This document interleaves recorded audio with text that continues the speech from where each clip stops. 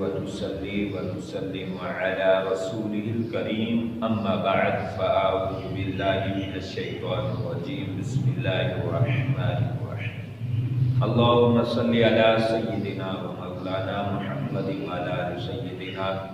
وأصحاب سيدنا ومولانا محمد وبارك وسلم علیہ۔ مساجد اور اہل مساجد کی فضائل و برکات میں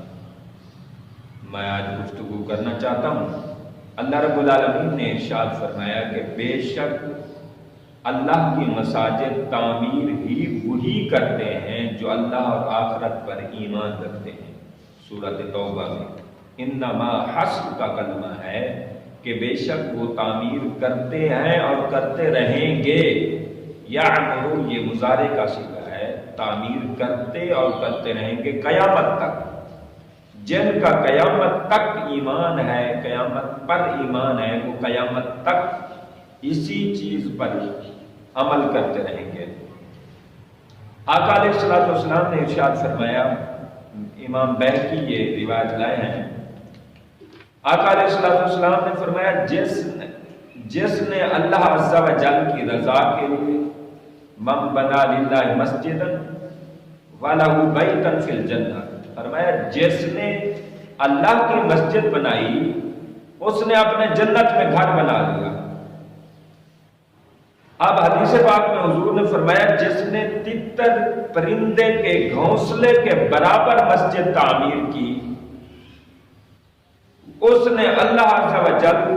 اس کے لیے جنت میں ایک محل بنا دے گا، ایک شاہی محل ہوگا۔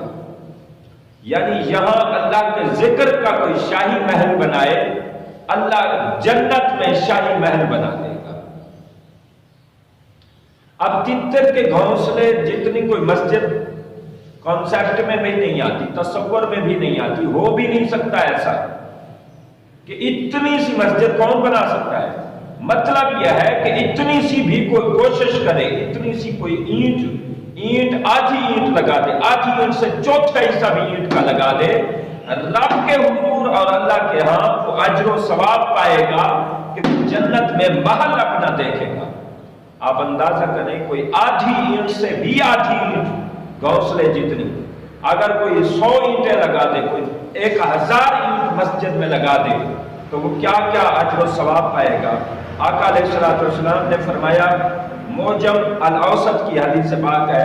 اللہ رب العالمین کے پیارے نبی ارشاد فرماتے ہیں جو اللہ سے محبت رکھتا ہے وہ مسجدوں سے محبت رکھتا ہے۔ اب جس کا دل، جس کی محبت، جس کا ٹارگٹ مسجد ہے، سمجھے وہ اللہ سے محبت کرتا ہے۔ جو مسجد سے دور ہے وہ اللہ سے محبت نہیں کر سکتا۔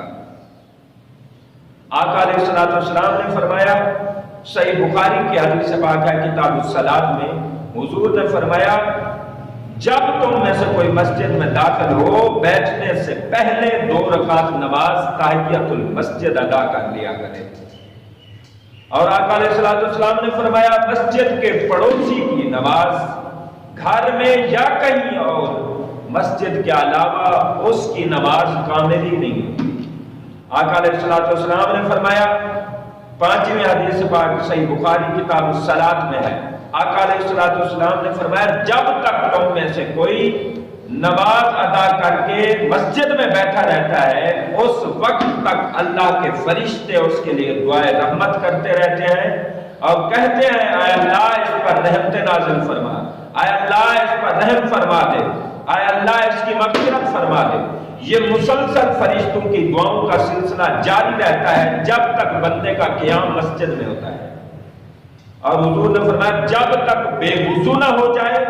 یا مسجد سے چلا نہ جائے فرشتوں کا یہ دعا کا سلسلہ چلتا رہتا ہے۔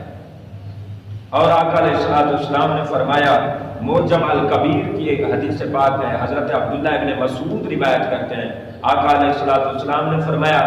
میری امت پر ایک زمانہ آئے گا، آخری زمانہ، فرمایا اس میں کچھ لوگ ایسے ہوں گے جو گروہ در گروہ ٹولیاں بنا کر، ٹیمیں بنا کر، گروہ بنا کر علیحدہ بیٹھ جائیں گے اور دنیا کی باتیں کرتے رہیں گے، اللہ کی عظمت، اللہ کے گھر کی عظمت اور اللہ کے گھر کا تقدس بھول جائیں گے۔ فرمایا میری بات یاد رکھنا، ان کے قریب نہ جانا، ان میں کبھی بھی نہ بیٹھنا، اس لیے کہ ان سے اللہ کو کوئی حاجت نہیں ہے، اللہ کو ان جیسوں کی کوئی ضرورت نہیں ہے، اللہ کے ہاں ان کے کوئی مقام اور کوئی عزت اور کوئی وقار نہیں ہے۔ اور بعض کتابوں میں حدیث پاک آئی ہے، تفسیر کبیر میں بھی حدیث پاک آئی نوٹ کی گئی ہے، فرمایا میری زمین میں میرے گھر مساجد ہیں اور ان میں میری زیارت کرنے والے ہیں جو انہیں آباد کرتے ہیں، بس اس بندے کو مبارک ہو جو اپنے گھر میں پاکیزگی حاصل کرے پھر میرے گھر میں میری زیارت کے لیے آئے۔